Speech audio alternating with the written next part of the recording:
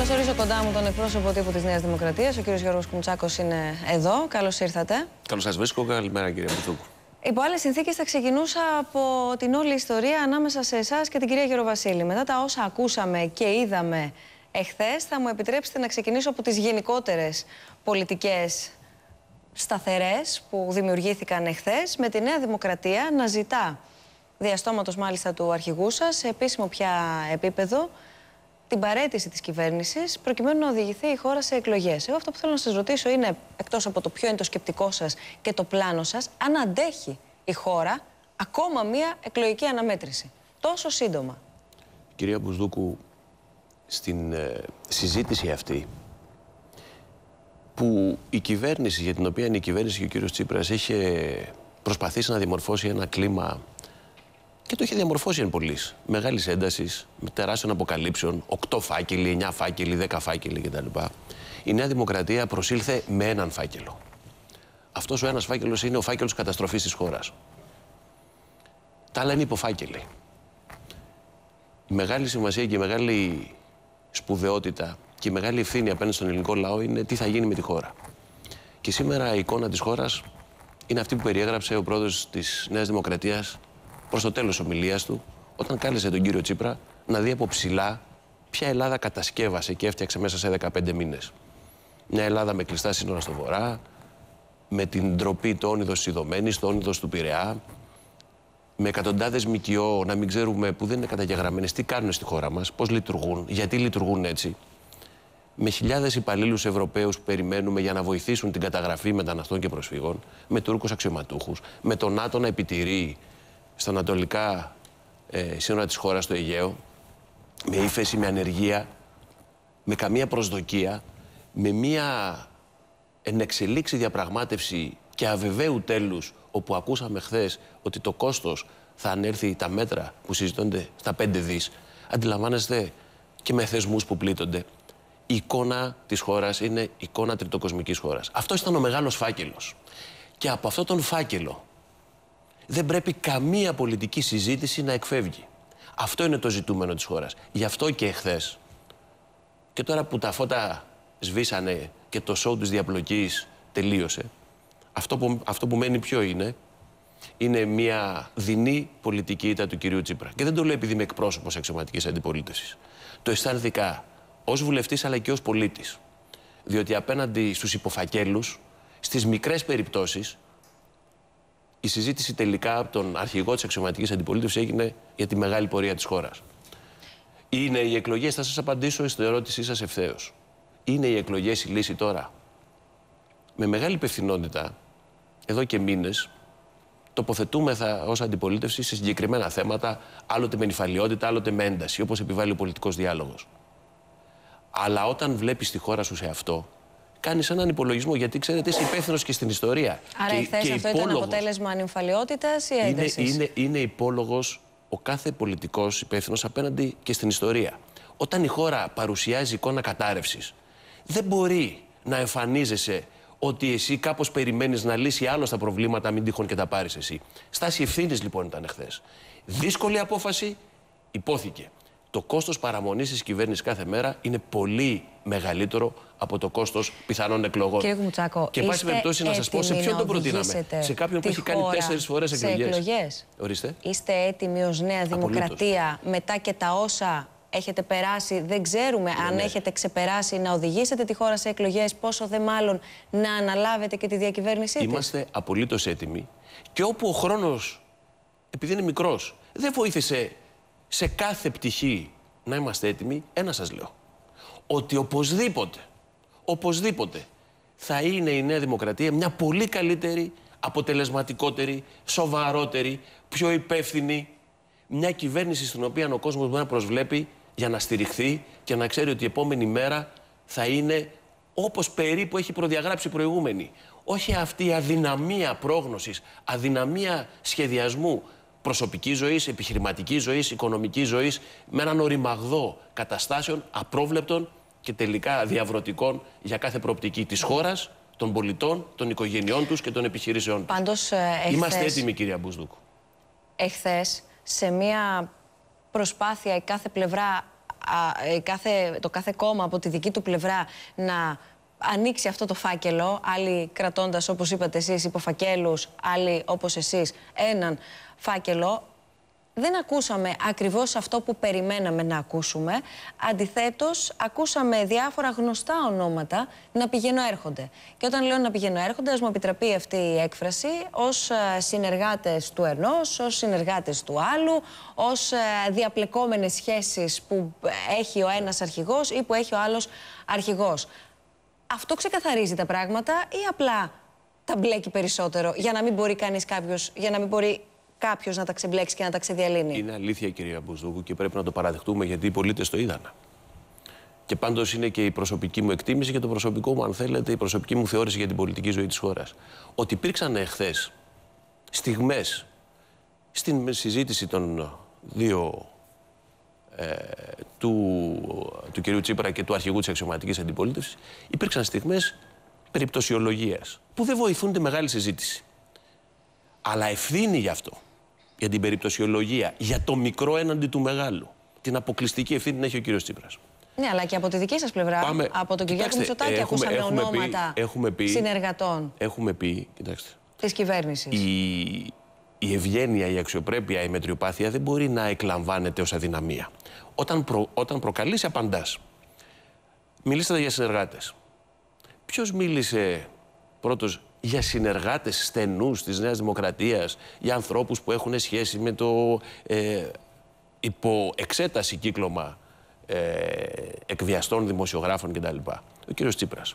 Και απάντησε κάποια στιγμή ο κύριος Μητσοτάκης. Και εδώ θέλω να διευκρινίσω και κάτι για να μην υπάρχει καμία αχλή. Όταν για τον κύριο Φράγκο, ο οποίος είναι ο τρίτος της παρέας αυτής της περίεργης και γκρίζας παρέας, όταν μίλησε λοιπόν για τον κύριο Φράγκο και είπε ότι είναι συνεργάτης σας, προφανώς δεν εννοούσε του Πρωθυπουργού, αλλά ενδεχομένως πάνω στην ένταση στιγμής να ακούστηκε ως τέτοιο. Εννοούσε συνεργάτης του χώρου της κυβέρνησης, διότι ο κύριος Φράγκο, τρίτος της παρέας των εκβιαστών, είναι σταθερός συνεργάτης και σχολιαστής, βασικού εκφραστή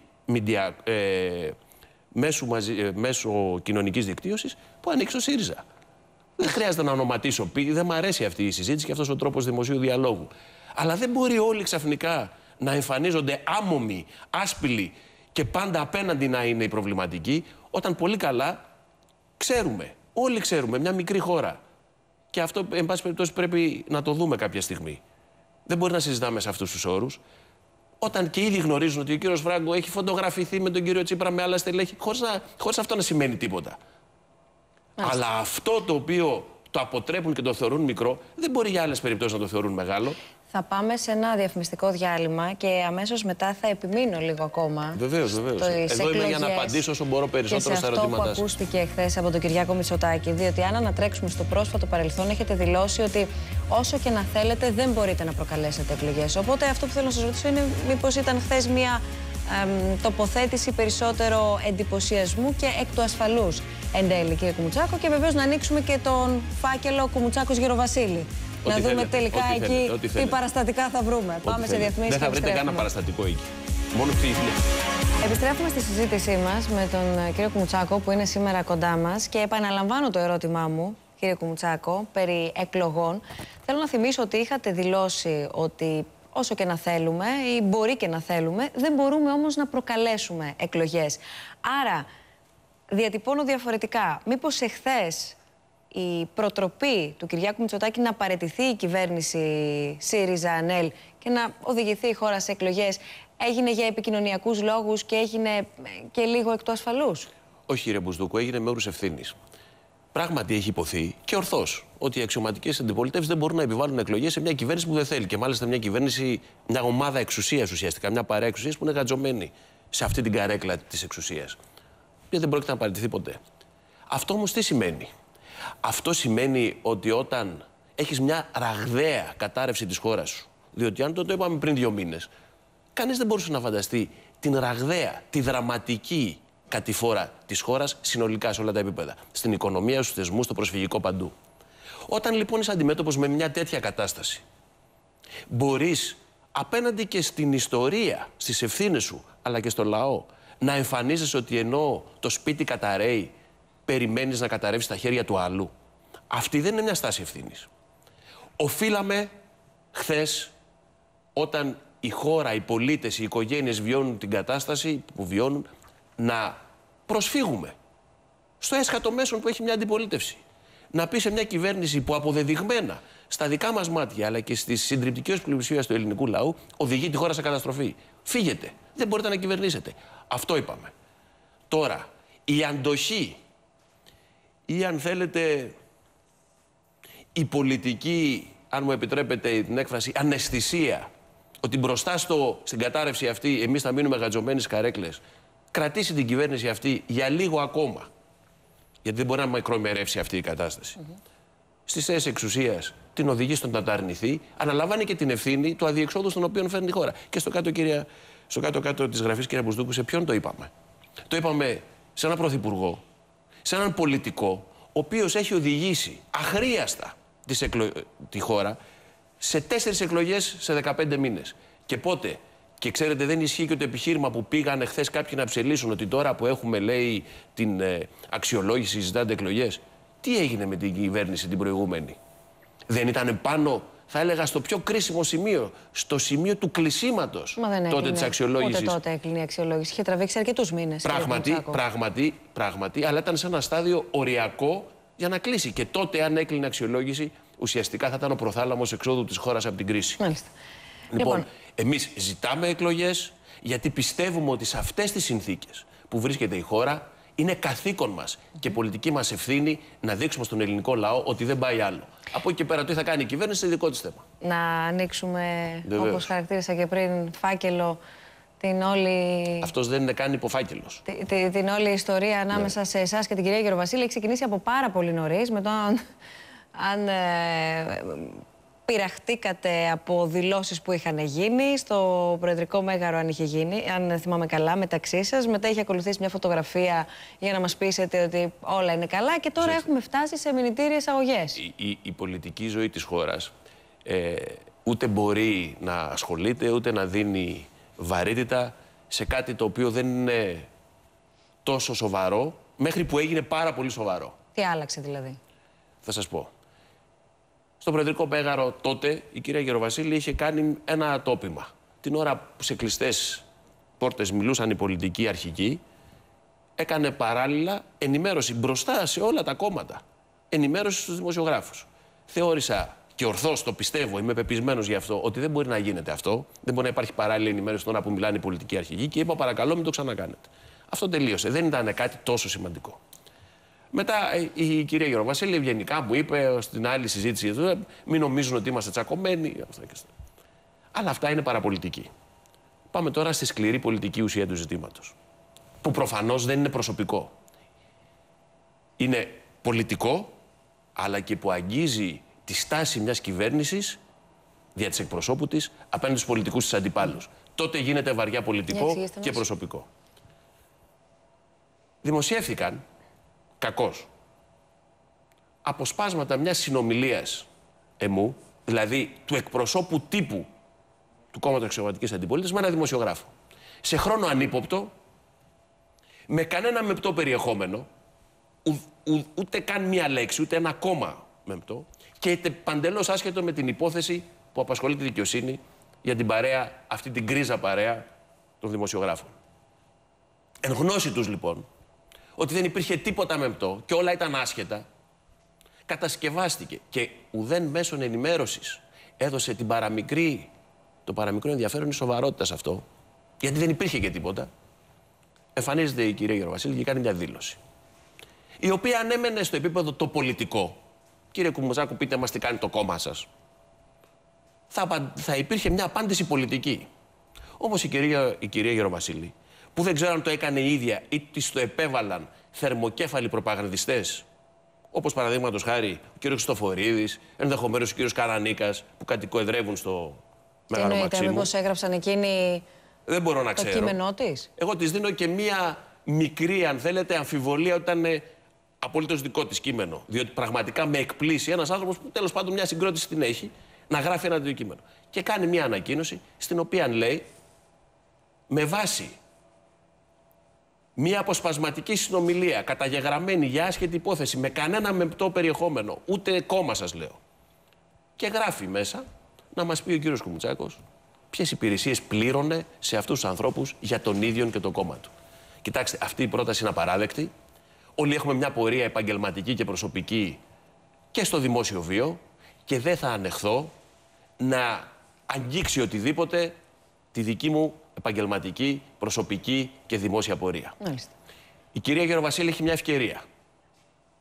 Εάν πει, γιατί έχω μια πληροφορία ότι έχει αναγνωρίσει ότι της ξέφυγε το πράγμα. Μα εγώ ετοιμαζόμουν να σας πω τώρα ότι επιμένει. Διότι ακούσαμε εχθές την απάντησή σας όταν ενημερωθήκαμε όλοι, φαντάζομαι εκείνη πρώτη, ότι καταθέσατε μηνυτήρια αγωγή, η οποία είπε ευπρόσδεκτη η όποια μηνυτήρια αγωγή, κανένα πρόβλημα. Τα παραστατικά, τα τιμολόγια περιμένω, αρκεί να τα έχει μέσα. Να πούμε και για τα τιμολόγια. Αυτή η ζήτηση περί τιμολογίων αφορά κάποια τιμολόγια του 2010, 2011, 2012, δεν ξέρω τι είναι. Και δεν ξέρω αν υπάρχουν και ποιο υπάρχουν, δεν έχω ασχοληθεί καθόλου. Θέλω να σας πω ότι εγώ εκείνη την εποχή ήμουνα σε άλλη χώρα. Ήμουνα ευρωβουλευτής και ήμουνα στις Βρυξέλλες. Επομένως, η παραμικρή διασύνδεση του ονόματός μου σε προσωπικό επίπεδο, όχι πολιτικό, με κάτι το οποίο είναι παντελώς άσχετο από μέναν, από την πορεία μου, από το χαρακτήρα μου, όταν πάει να κατασκευαστεί, θα βρίσκει αντιμέτωπο, θα με βρίσκει απολύτως αντιμέτωπο. Ναι, γι' αυτό πήγα στη δικαιοσύνη, γι' αυτό κατέφυγα και με μήνυση και θα πάω και με αγωγή. Σας το λέω αυτό για να κλείσουμε. Θέλω να το επαναλάβετε αυτό. Όμως εδώ έχει έρθει και έχει διευκρινίσει ότι δεν είναι προσωπικό όλο αυτό, αλλά είναι γενικά προς το κόμμα σας, είναι πολιτικό. Κυρία Μπουσδούκου, να ξεχωρίσουμε τα δύο. Το μεν πολιτικό το διαχειρίζεται το κόμμα μου και εγώ ως εκπρόσωπος του κόμματός μου. Όχι ως Γιώργος Κουμουτσάκος. Όμως έκανε το απόλυτο ατόπιμα σε αυτή τη δήλωση που δεν ξέρω ποιος της την έγραψε. Αν την έγραψε, είδα 2 φορές. Να με συνδέσει προσωπικά με κάτι το οποίο μου είναι παντελώς άγνωστο. Όπως ενδεχομένως επικοινωνούμε για να μιλήσουμε για μια είδηση εσείς και εγώ, όπως επικοινωνώ με δεκάδες δημοσιογράφους και μάλιστα πολλές φορές όταν υπάρχει ένα τρέχον θέμα, μια κρίση, με πάρα πολλά τηλέφωνα με τον ίδιο άνθρωπο, ήταν μία από αυτές τις συνομιλίες. Και γι' αυτό πιστεύετε ότι μπορώ εγώ να ανεχθώ το παραμικρό, μία προσπάθεια διαμόρφωσης κλίματος σε ό,τι με αφορά? Δεν θα το δεχτώ, κυρία Μπουσδούκου. Δεν θα το δεχτώ. Γι' αυτό καταφεύγω στη δικαιοσύνη, κατέφυγα, κατέθεσα μήνυστα και θα καταθέσω αγωγή. Αν η κυρία Γεροβασίλη ή οι άνθρωποι που της επέβαλαν αυτή τη δήλωση αναλογιστούν τι είπαν και ποιο λάθος και ατόπιμα έκαναν, εγώ εδώ είμαι. Αλλά περιμένω να ακούσω μια δημόσια συγγνώμη. Αν δεν την μπουν σε ό,τι με αφορά, αφήνω το πολιτικό. Το πολιτικό θα αντιμετωπιστεί πολιτικά. Την ακούσετε δηλαδή, αν σας ζητήσουν συγγνώμη. Εάν υπάρχει μια σαφής δημόσια τοποθέτηση ότι κάνανε λάθος, ότι υπερέβαλαν, μια δημόσια συγγνώμη για την απόπειρα εμπλοκής του ονόματός μου σε κάτι με το οποίο είμαι παντελώς άσχετος, τότε θα κρίνω και εγώ τι θα κάνω με την απόφασή μου να προσφύγω δικαστικά. Μάλιστα. Να κάνω μια ακριβή αγωγή και μια αυστηρή μήνυση. Είναι ότι θα υπάρχει συνέχεια. Δεν ξέρω αν υπάρχει. Όχι, για μένα το θέμα έχει τελειώσει. Από τη στιγμή που κατετέθη εχθές μήνυση και θα κατατεθεί μόλις τελειώσει η αποχή των δικηγόρων και η αγωγή, για μένα έχει τελειώσει. Εγώ έκανα αυτό που έπρεπε να κάνω. Τώρα, η πολιτική συζήτηση, για να πάμε στα μεγάλα και τα σοβαρά. Αντιλαμβάνομαι ότι υπάρχει ένα δημοσιογραφικό ενδιαφέρον για αυτά τα οποία συζητάμε, το οποίο είναι μικρό και τελειώνει καθώς περνάνε οι μέρες. Το μεγάλο θέμα παραμένει, κυρία Μπουσδούκου, ένα και κυρίαρχο.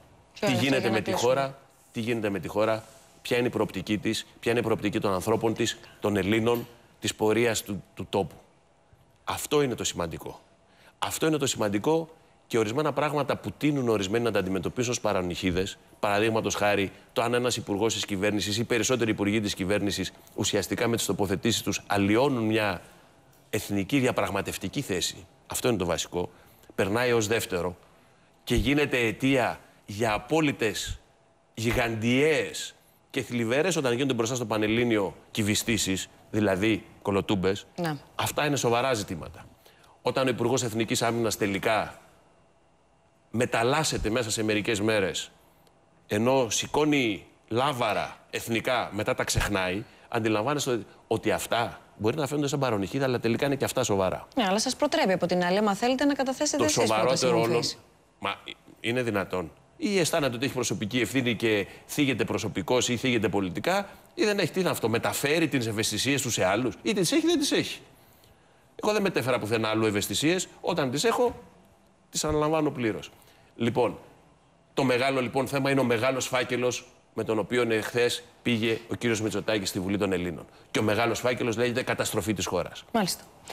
Σας ευχαριστώ πάρα πολύ, κύριε Κουμουτσάκο, που ήσασταν σήμερα κοντά μας. Αυτά λοιπόν από την συνομιλία μας με τον εκπρόσωπο τύπου της Νέας Δημοκρατίας.